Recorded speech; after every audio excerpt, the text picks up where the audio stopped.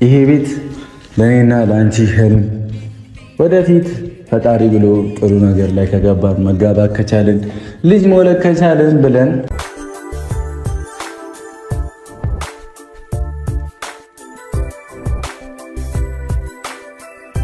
ዛሬ እንግዲህ ጨረቃዎች አበባ መስለው መጥተዋል ማለት ነው። ሀይሚና ብሩክ እንደዚህ ሆናችሁ ሁለታችሁ ብቻ ባንድ በደስታ ደስ በሚል ነገር ስለመጣችሁ እጅግ በጣም ደስ ብሎኛል። ሲቀጥል ደግሞ ሀይሚዬ እንኳን ደስ አለሽ። እንግዲህ ዛሬ ሀይሚ እጅግ በጣም ለማመን የከበዳት ያስደነገጣት ከቡራ ከምትወደው ከምታፈቅረው ፍቅረኛዋ ልዩ የሆነ በጉጉት ስንጠብቅ የነበረው ከአንድ ወር በላይ የሆነው ስጦታ እንግዲህ ዛሬ ተበርክቶላታል ማለት ነው። ይህ ስጦታ ለሀይሚ ብቻ ሳይሆን እንግዲህ የሁለታቸውንም አንድነት የሁለታቸውንም ህልም አንድ የሚያደርግ ስጦታ ነው የተሰጣት። በጣም ደስ ብሎኛል እውነት ለመናገር ቤተሰብ እግዚአብሔርን በጣም ማለት ነው። እና ብሩክ እንግዲህ ከብዙ ስቃይ ማለት ነው እና ከዚያ ሁሉ ጭቅጭቅ ከዚያ ሁሉ ነገር እንግዲህ በመውጣት ለእኛም በጉጉት ሲያስጠብቀን የነበረውን ሰርፕራይዝ ዛሬ ለሀይሚ አሳይቷታል ማለት ነው። ሀይሚ እንግዲህ ለማመን ከብዷታል። እውነት ለመናገር ቤተሰብ ከቡታጅራ ዩቱበሮች ሀይሚና ብሩክ እንደ ብሩክ ግን እውነት ስኬትን በተግባር ያየንባቸው ዩቱበሮች አላየውም። የእውነቴን ስናገር ማለት ነው። እና እኔ በጣም ደስ ብሎኛል። እንኳን ደስ አላችሁ። ሰላም ቤተሰብ እንዴት ናችኋለሁ? ሰላማችሁ ዛ በያላችሁበት እያልኩኝ እንግዲህ ጠፋ እያልኩ ነው፣ ግን ብቅ እላለሁ። ከስራ አንጻር ነው። ክረምት ነው አሁን ለኛ ጋር ብርድ ነው። አሁን ራሱ ንፋስ እያያችሁት ነው። የሆነ መንገድ ላይ መስመር ላይ ሆኜ ነው እና ማወራችሁ ማለት ነው። እና እንደዚህ ወይስ ማረግ ማለት ነው ከመቅረት ነው እንግዲህ ቤተሰብ ከመጥፋት ነው። እና በጣም ደስ ብሎኛል። የጨረቃ ፋሚሊዎች እንኳን ደስ አላችሁ። እናንተ ራሱ የእነሱን ደስታ ስላያችሁ ማለት ነው። እና እንግዲህ የሚስተካከሉ የተወሰኑ ጥቃቅን ነገሮች ሊኖሩ ይችላሉ፣ እነሱም ይፈታሉ ብዬ አስባለሁ። ብሩክ እንግዲህ ዛሬ እውነት በጣም እኔ ቃል የለኝም። የተግባር ሰው በመሆኑ ሁላችሁም ትመሰክራላችሁ። እኔ ብቻ አይደለሁም፣ ሁሉም ሰው ይመሰክርለታል።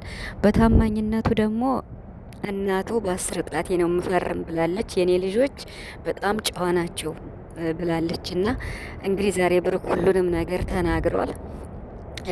ማለት እዩን ያገኛትም ከዚህ በፊት ቡታጅራ ሳይሆን አዲስ አበባ ላይ እያሉ ለሀይሚ ፋይል እየላከች ስትበጠብጠን ነበረች እና ስለዚህ እሱን ለማጥራት ነው ብሎ እንግዲህ ዛሬ ተናግሯል።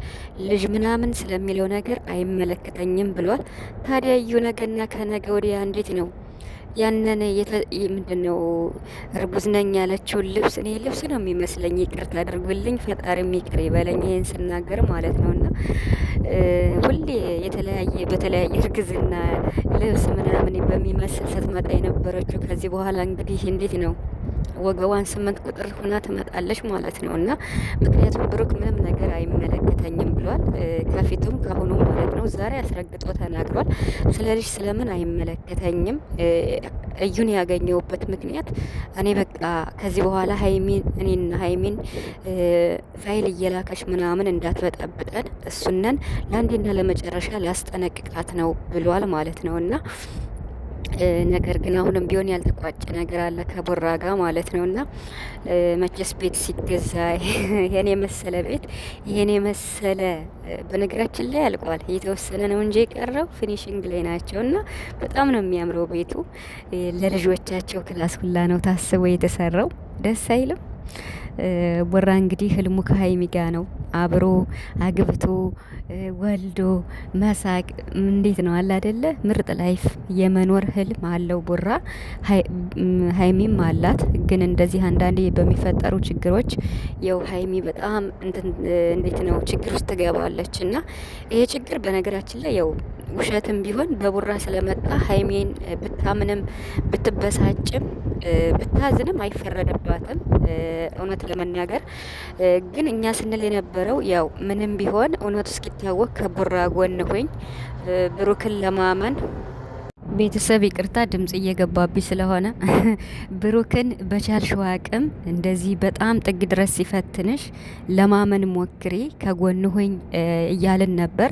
ከጎኑ መሆኗም አሪፍ ነው።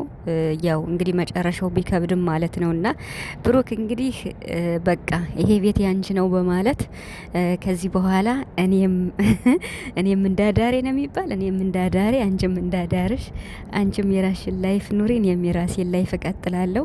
ምክንያቱም በጋሽዬ ፊት በቃ እንድትድረኝ ነው የምፈልግ ብለሻል፣ ተናግረሻል። ስለዚህ እኔም ቆርጫለሁ።